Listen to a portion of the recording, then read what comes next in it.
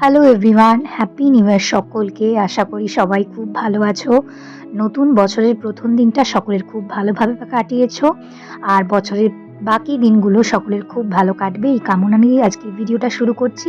তবে আজকের ভিডিওটা দেখতে গেলে তোমাদের কিন্তু আমার সাথে 2024-এ ফেরত যেতে হবে।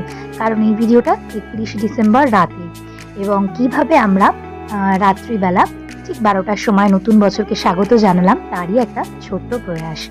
তো বরাবরই আমি পাব ক্লাবের খুব একটা কমফোর্টেবল নই বলে কলকাতার দ্রষ্টব্য জায়গাগুলোতে ঘুরে মজা করে সময় কাটাতে ভালোবাসি, এবং সেই জন্যই আমরা চলে গিয়েছিলাম কলকাতার লেক টাউনের ক্লক টাওয়ারের সামনে। তো এখানে তোমরা নিশ্চয়ই অনেকেই গেছো, সামনেই শ্রীভূমি স্পোর্টিং ক্লাবের দুর্গাপুজো তো ভীষণ বিখ্যাত। তবে আমি এই ক্লক টাওয়ারে কিন্তু প্রথমবার গেলাম। তো ওখানে সংলগ্ন শ্রীভূমি স্পোর্টিং ক্লাব এরিয়াতেই দারুণ সুন্দর একটা ক্রিসমাস কার্নিভালের ব্যবস্থা করা হয়েছিল, যেটা 24শে ডিসেম্বর থেকে স্টার্ট হয়েছিল, আপ টু 2-3 জানুয়ারি অবধি চলবে। তো সেই কার্নিভালে এত সুন্দর আলোকসজ্জা হয়েছিল বা লাইটের ডেকোরেশন, কোনো মতেই কিন্তু দেখে বোঝার উপায় নয় যে এটা পার্ক স্ট্রিট নয়। দেখতেই পাচ্ছ মাথার উপর যেন মনে হচ্ছে আলোর চাদর রয়েছে, এবং এত মানুষের ঢল এবং এত মানুষের ভিড়, চারদিকে এত সুন্দর একটা ওয়ার্ম এনভায়রনমেন্ট, মনেই হচ্ছিল না যে অনেকটা রাত হয়ে গিয়েছে, মনে হচ্ছে 6টা-7টা বাজে। তো এখানে দেখতেই পাচ্ছ ক্রিসমাস ট্রি, নানা ধরনের ফুড স্টল, মানুষের ভিড়, মেলা, তো সবকিছু মিলিয়ে দারুণ জমজমাট একটা কিন্তু পরিস্থিতি।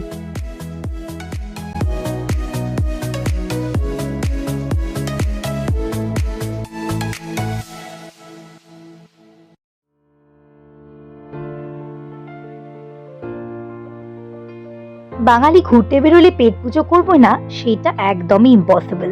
তাই চারিদিকে এত স্টলের মধ্যে শেষে ঘুরে ঘুরে চুজ করে আমরা কাবাব দিয়ে পেট পুজো শুরু করলাম। এক প্লেটে 4 পিস কাবাবের দাম 120 টাকা আমার যথেষ্ট এক্সপেন্সিভ মনে হয়েছিল।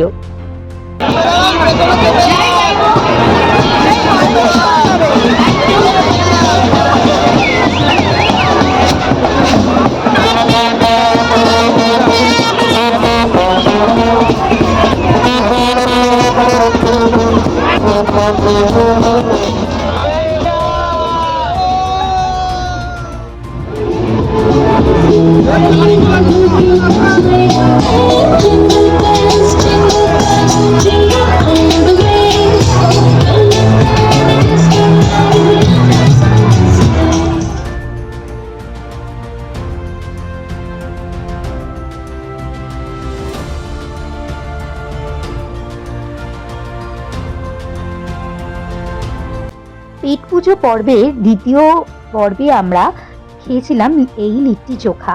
শীতের রাত্রিবেলা বেশ গরম গরম এই লিট্টিগুলো ধনেপাতার চাটনি, ঝালঝাল আর আলু চোখার সাথে মন্দ লাগছিল না। তোমরা কিন্তু কখনো ট্রাই করে দেখতে পারো, শীতকালে এগুলো খাওয়ার মজাই আলাদা।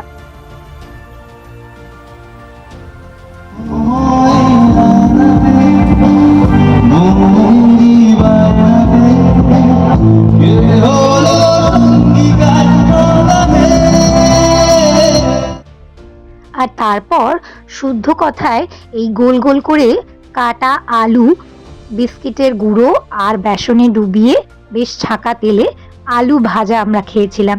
এটা অনেক দিনই অনেক মেলায় দেখেছিলাম, কিন্তু ট্রাই করা হয়নি, তাই এবারে অগত্যা বছরের শেষে ট্রাই করেই ফেললাম। তোমরা কারা কারা খেয়েছো এই আলু চিপস জানিও কিন্তু। ওপর থেকে বেশ ভালো করে মেয়োনিজ দিয়ে দারুণ ডেকোরেশন করে, দেখতে এবং খেতে কোনোটাই মন্দ লাগেনি অবশ্য।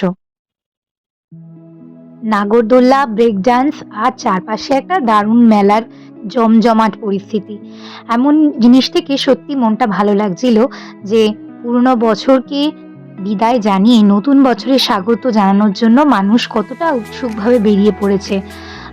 দেখে সত্যি খুব ভালো লাগছিল। আর তার সাথে সাথে মনে হচ্ছিল যে 2025টাও যেন সকলের এইভাবে আনন্দের সাথে কাটে। 2024-এ আমরা যা যা পাইনি, যা যা ভুল ভ্রান্তি হয়েছে, সব যেন শুধরে যায়। ঠিক রাত্রি 12টার সময় ঘড়িতে কাটায় কাটায় 12টা বাজার আগে কাউন্টডাউন স্টার্ট হয়ে গিয়েছিল, দেখতেই পাচ্ছ। এবং তার সাথে সাথে কিন্তু ঠিক 12টা বাজলে এখানে ঢং ঢং শব্দে হ্যাপি নিউ ইয়ার বলে সকলে চিৎকার করে উঠলো। আমরাও সকলের সাথে গা ভাসিয়ে নতুন বছরকে স্বাগত জানালাম।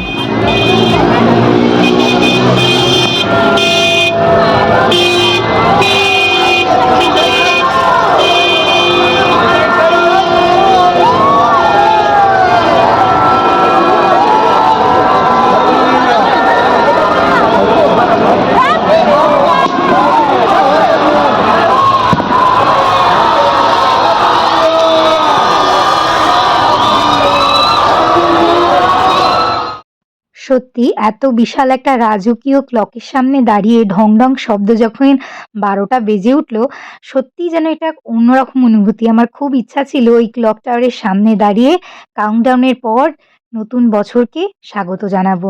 সেই স্বপ্নটাও পূরণ হয়ে গেল। Really blessed to life and happy new year everyone. আশা করি তোমাদের সকলেরও খুব, খুব ভালো কেটেছে। আর আজকের এই ছোট্ট ব্লগটা তোমাদের কেমন লাগলো সেটাও আমাকে কিন্তু অবশ্যই জানিও।